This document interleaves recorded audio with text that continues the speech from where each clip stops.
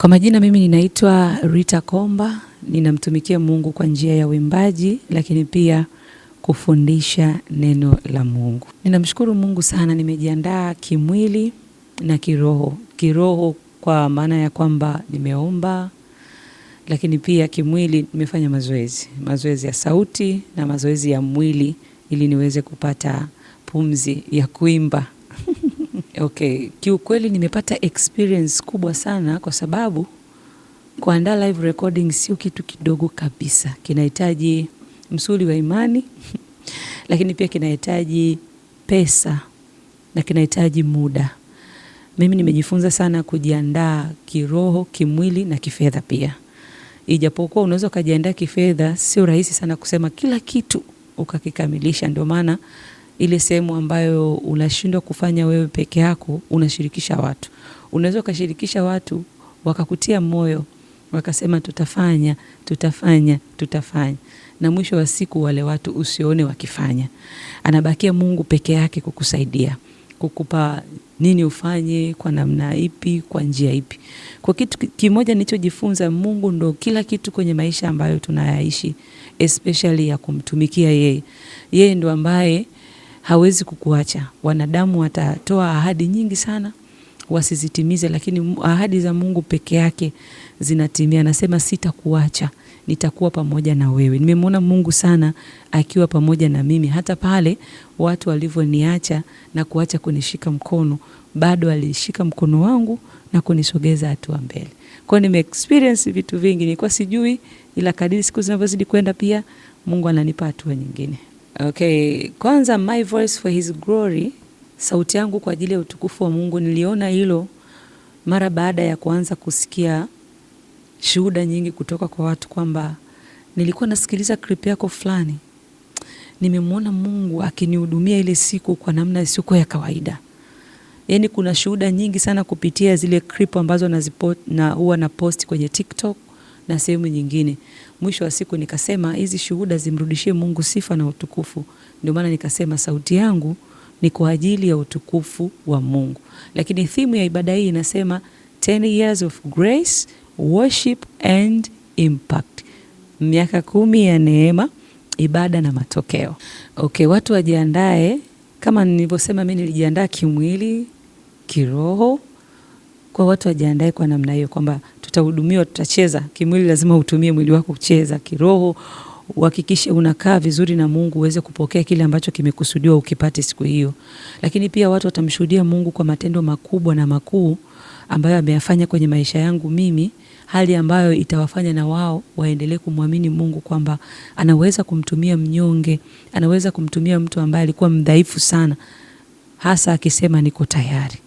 Lakini pia nina nyimbo nyingi, nina nyimbo 10 za kwangu binafsi, lakini kuna nyimbo moja ya 11 ya Tens Life. Ndani ya hizo nyimbo ziko za kuabudu, ziko za kusifu. Ninatamani sana watu wote tukutanike pale, tumsifu Mungu, tumwabudu Mungu, lakini pia tuombe kwa pamoja. Experience niliyoipata, hawa watu wamefanyika baraka sana kwenye maisha yangu, tofauti na ambavyo nilikuwa nafikiria. Unajua watu wengi ukiwa haujui kitu hawakupi sana kipaumbele, wanaona unawapotezea muda.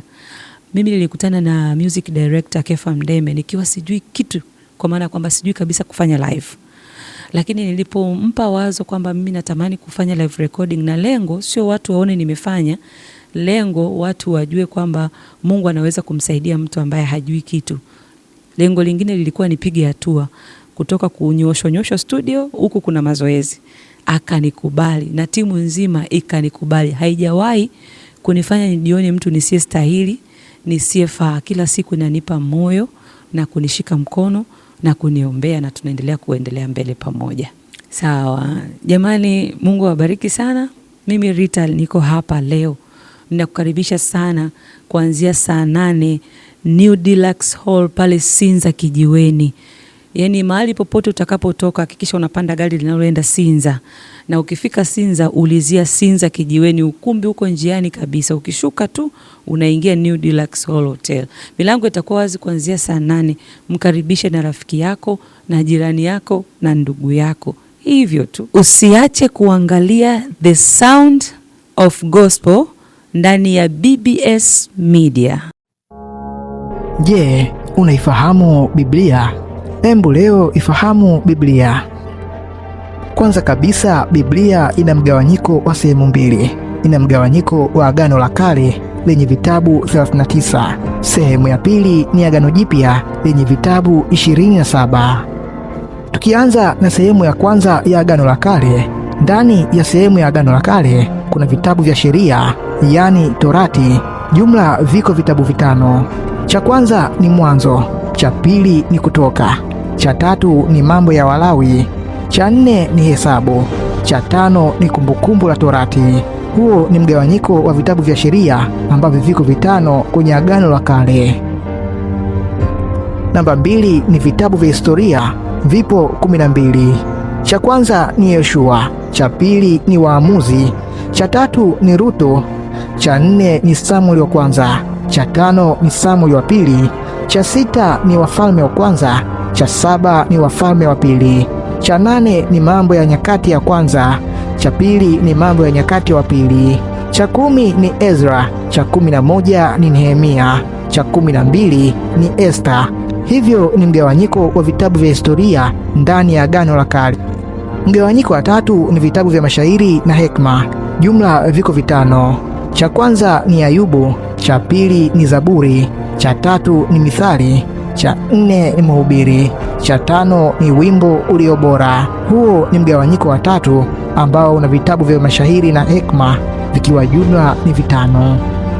Mgawanyiko wa 4 ni vitabu vya manabii na wakuu. Hivi jumla pia ni 5. Cha kwanza ni Isaya, cha pili ni Yeremia, cha tatu ni Maombolezo, cha 4 ni Ezekieli, cha 5 ni Danieli. Jumla viko 5 vitabu vya manabii wakuu kwenye Agano la Kale. Mgawanyiko wa 5 ni manabii wadogo. Jumla viko 12.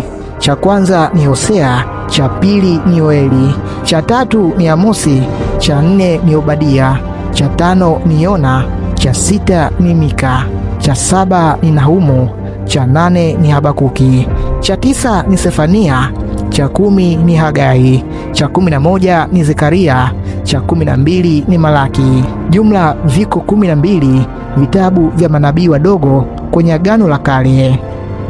Sasa tuhame twende kwa Agano Jipya, tuangalie mgawanyiko wa vitabu 27 vya Agano Jipya. Kundi la kwanza ni vitabu vya Injili.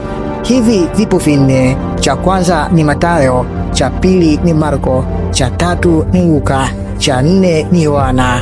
Kufikia hapo vimetimia vitabu 4 katika kundi la vitabu vya Injili. Twende kundi namba 2, ni vitabu vya kihistoria. Hapa kiko kitabu kimoja, ni Matendo ya Mitume. Hiki ndicho kitabu pekee cha historia ndani ya Agano Jipya. Twende kundi namba 3, vitabu vya nyaraka za Paulo. Hivi vipo jumla 13.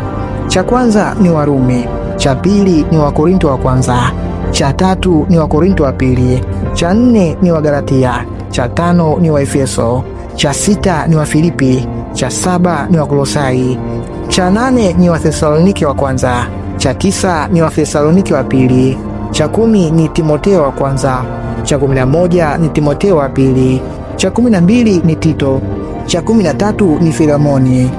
Mpaka hapo vikawa vimetimia jumla vitabu 13 katika kundi la nyaraka za Paulo. Twende kwenye kundi namba 4, nyaraka za jumla. Hapa kuna vitabu 8.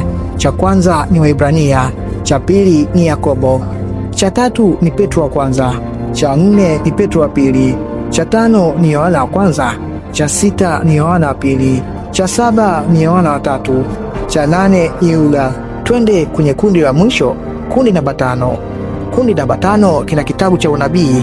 Hapa kuna kitabu kimoja tu cha Ufunuo wa Yohana. Kufikia hapo nimemaliza mgawanyiko wote wa vitabu vya Biblia. Biblia kwa ujumla ina vitabu 66. Usisahau hilo na kukumbusha tena kwa mara ya pili. Agano la Kale vipo vitabu 39. Agano Jipya vipo vitabu 27. Makala hii imeandikwa na kusimuliwa kwako nami Gachi Fiso.